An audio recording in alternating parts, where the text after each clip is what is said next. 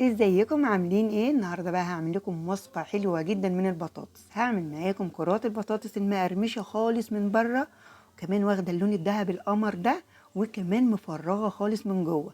صدقوني مش شاربه ولا نقطه زيت. تقولوا ايه؟ لقمه القاضي حاجه كده من الاخر. سامعين القرمشه؟ بجد يعني حاجه هتعجبكم جدا صدقوني. اول حاجه عندي 3 حبات من البطاطس، قشرتهم وغسلتهم وهبتدي اقطعهم مكعبات.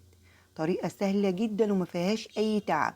ربع ساعة وتكوني مخلصاها، ما فيهاش وقت خالص ولا وقوف خالص في المطبخ في الجو الحر ده، يعني بجد طريقتها سهلة. بعد ما خلصت البطاطس كلها وقطعتها مكعبات، حطيت مية في الحلة وشغلت البوتاجاز، وأول ما المية غلت نزلت بالبطاطس في المية، وهسيبها لمدة قد إيه؟ لمدة ربع ساعة. بعد ما تتسلق معايا بعد ربع ساعة اتسلقت كويس، هبتدي بقى أطلعها في أي بولة جنبي. ما بتاخدش بالظبط ربع ساعة، يعني ربع ساعة وكانت اتسلقت معايا. بعد كده بقى بتكوني مجهزة التوابل اللي انت بتحبيها، أي نوع توابل عندك ينفع.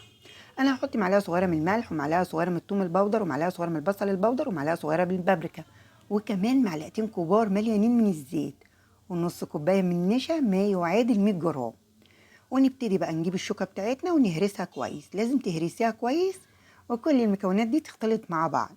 تشيلي الشوكه بقى، وعاوزه تستخدمي بقى الهراسه احلى، هراسه البطاطس تكون اسهل يعني استخدميها. بعد بقى ما تهرسيها كويس بالهراسه دي، تكوني مجهزه بقى جنبك ايه؟ اي صينيه او اي برانشه، وتبتدي بقى تكوريها كرات صغيره. شايفين الكرات اول ما باجي اكورها ما فيهاش تشققات خالص. شايفين الكرات كيوت كده وصغننه وكمان حلوه جدا. انت بقى عاوزه تكبريها كبريها، عاوزه تصغريها صغريها حسب ما انت عايزه. انا الكميه دي هتعمل لي كرات كتيره جدا، فانا ايه؟ هقلي نصها واسيب نصها. يعني هقلي نصها، والنص التاني هحتفظ بيه في الفريزر. طب هحتفظ بيه ازاي في الفريزر؟ هجيب طبق فل واكور الكرات واحطها في الطبق الفل، واغطيها كويس جدا بكيس من اكياس التلاجة وادخلها الفريزر. ووقت ما عاوزها اروح مخرجاها من الفريزر على طول واقليها في زيت ساخن. يعني مش هتاخد معاكي وقت خالص. شايفين عملت معايا كميه حلوه جدا ما شاء الله. زي ما قلت لكم انا هقلي نصها واسيب نصها. بعد كده ايه؟ جبت المقلايه بتاعتي وحطيت فيها زيت عميق، وشغلت البوتاجاز على درجه حراره عاليه. واول ما الزيت سخن معايا جدا نزلت بكرات البطاطس.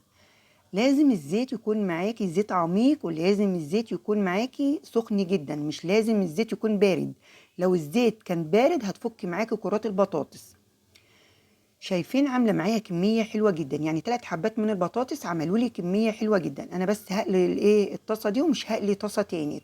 الباقي بقى هحتفظ بيه ايه؟ في الفريزر، ووقت ما عاوزه اطلعه اقليه وايه وهو متلج كده. يعني اطلعه من الفريزر اقليه في زيت ساخن وخلاص كده. شايفين خدت اللون الدهبي القمر ده؟ ابتدي اطلعها بقى واحطها في اي ايه؟ في اي مصفى جنبي.